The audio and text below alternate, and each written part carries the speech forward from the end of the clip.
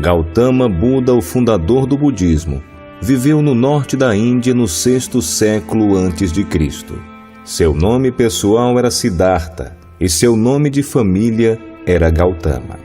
Ele foi chamado de Buda após ter atingido a iluminação e realizado a verdade última. Buda significa desperto ou iluminado. Ele se chamava de Tathagata, enquanto que seus seguidores o chamavam de Bhagawa, o bem-aventurado. Outros se referiam a ele como Gautama ou Sakyamuni. Ele nasceu como um príncipe que parecia ter tudo. Teve uma criação luxuosa e sua família era de uma descendência pura de ambos os lados. Ele era o herdeiro do trono, extremamente belo, inspirador de confiança, majestoso e dotado de uma bela compleição e uma presença refinada. Aos 16 anos, casou-se com sua prima Yashodhara, majestosa, serena e plena de dignidade e graça.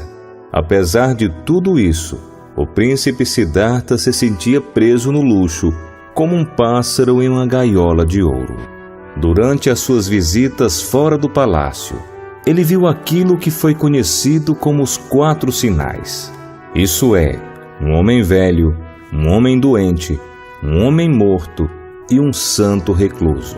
Quando viu os sinais um após o outro, a compreensão veio a ele de que a vida está sujeita ao envelhecimento e à morte. Ele perguntou: qual o reino da vida no qual não há nem velhice nem morte? O sinal do recluso que estava calmo por ter abandonado a ânsia pela vida material deu a ele que a indicação do primeiro passo em sua procura pela verdade deveria ser a renúncia. Isso significava compreender que as posses materiais não poderiam trazer a felicidade última que as pessoas ansiavam. Determinado a encontrar o caminho para fora desses sofrimentos universais, ele decidiu abandonar o lar e encontrar a cura não só para si mesmo, mas para toda a humanidade. Uma noite, aos 29 anos, com um silencioso adeus, ele se despediu de sua esposa e filho que dormiam. Selou seu grande cavalo branco e se dirigiu para a floresta. Sua renúncia sem precedentes na história. Ele abandonou no auge de sua juventude os prazeres em troca das dificuldades. Seguiu da segurança da vida material para as austeridades, de uma posição de riqueza e poder para aquela de uma seta errante, que se abrigava em cavernas e florestas, somente com seu manto esfarrapado como única proteção contra o sol escaldante, a chuva e os ventos do inverno.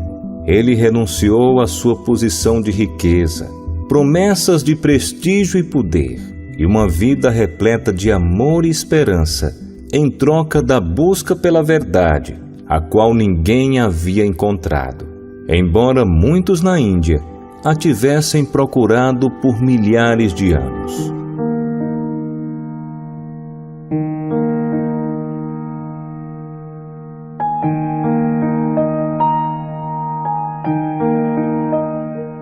Por 6 longos anos, Siddhartha se dedicou a encontrar a verdade. Qual a verdade ele buscava? Era entender verdadeiramente a natureza da existência, encontrar a felicidade derradeira e imutável.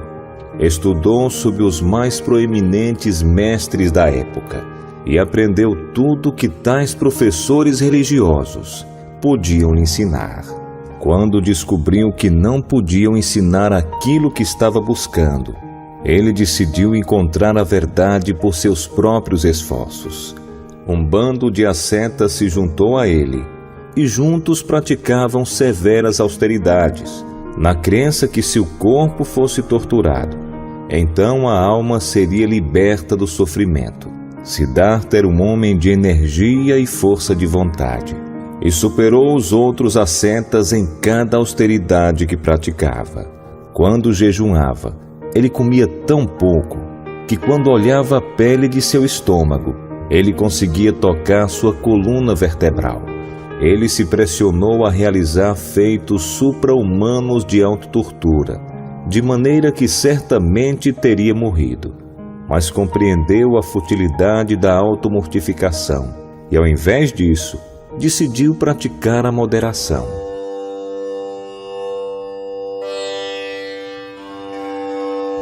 Na noite de lua cheia no mês de Vessaka, ele se sentou sobre a árvore Bodhi, em Gaia, imerso em profunda meditação.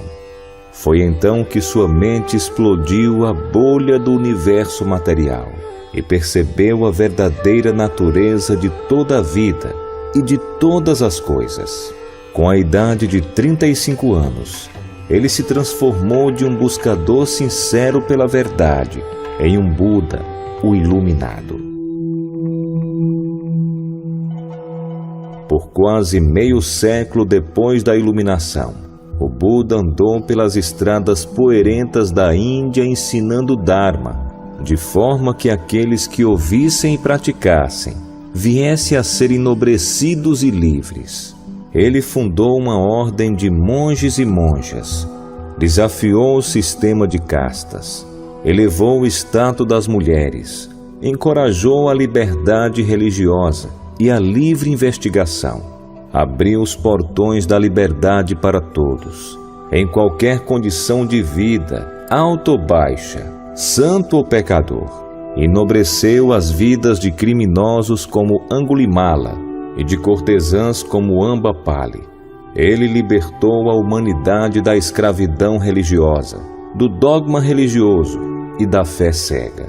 Ele atingiu o ápice em sabedoria e inteligência. Cada problema foi analisado em suas partes constituintes, e então foram reajuntadas na ordem lógica, com o significado tornando claro. Ninguém podia derrotá-lo no diálogo. Um professor inigualável mesmo nos dias de hoje. Ele ainda é o mais proeminente analista da mente e dos fenômenos.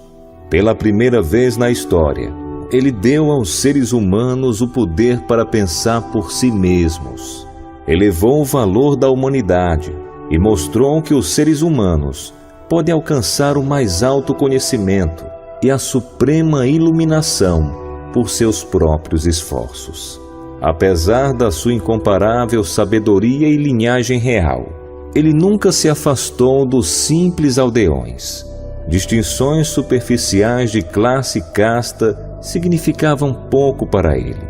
Ninguém era tão pequeno ou baixo que ele não pudesse ajudar. Frequentemente, quando uma pessoa sem casta, pobre e rejeitada, vinha até ele, seu respeito próprio era restaurado e sua vida era transformada de ignóbil para de um nobre ser.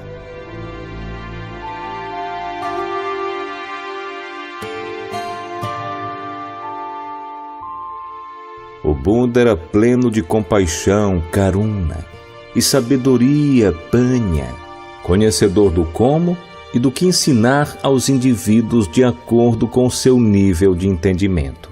Ele era conhecido por ter andado longas distâncias para ajudar uma única pessoa, a fim de mostrar a ele ou a ela o caminho correto. Ele era carinhoso e dedicado aos seus discípulos, sempre perguntando a respeito de seu bem-estar e progresso. Quando residia no mosteiro, ele visitava diariamente os lugares onde os doentes ficavam. Sua compaixão pelos doentes pode ser notada por meio do seu conselho: quem cuida do doente, cuida de mim. O Buda manteve ordem e disciplina, com base no respeito mútuo. O rei Pasenadi não podia entender como o Buda mantinha tal ordem e disciplina na comunidade dos monges, enquanto ele, um rei, com poder de punir, não conseguia fazê-lo em sua corte. O método do Buda era o de fazer com que as pessoas agissem a partir de um entendimento interior, ao invés de fazê-las se comportar pela imposição de leis e ameaçá-las com punições. Muitos poderes milagrosos foram atribuídos a ele, mas ele não considerava qualquer tipo de poder sobrenatural algo de importância. Para ele, o maior milagre era explicar a verdade e tornar uma pessoa cruel em alguém bondoso por meio da compreensão. Um professor com profunda compaixão. Ele sentia o sofrimento humano e estava determinado a libertar as pessoas de seus grilhões por meio de um sistema racional de pensamento e um modo de vida.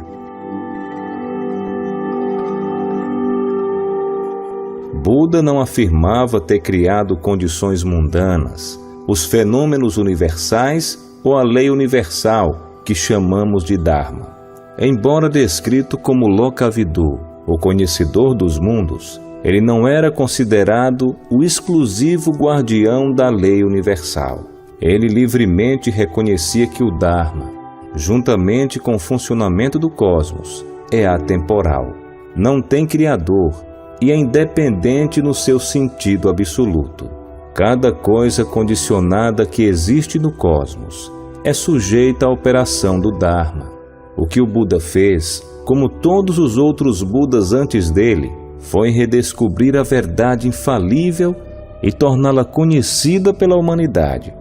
Descobrir a verdade, ele também descobriu os meios pelos quais alguém poderia de forma derradeira se libertar da sujeição ao ciclo infindável do condicionamento com os malefícios que o seguem. No Três Maiores Homens da História, H.G. Wells declara: no Buda se vê claramente um homem simples, devoto, solitário, lutando pela luz, uma personalidade humana vivida, não um mito.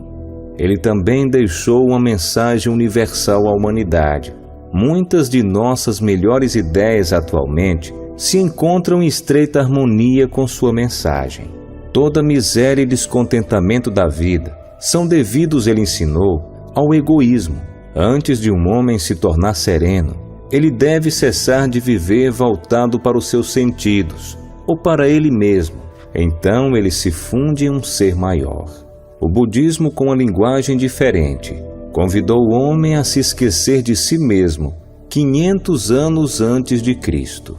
De certa forma, ele estava mais perto de nós e de nossas necessidades. Ele foi mais lúcido quanto à nossa importância individual no serviço do que Cristo, e menos ambíguo quanto à questão da imortalidade pessoal. Após 45 anos de ministério, o Buda faleceu.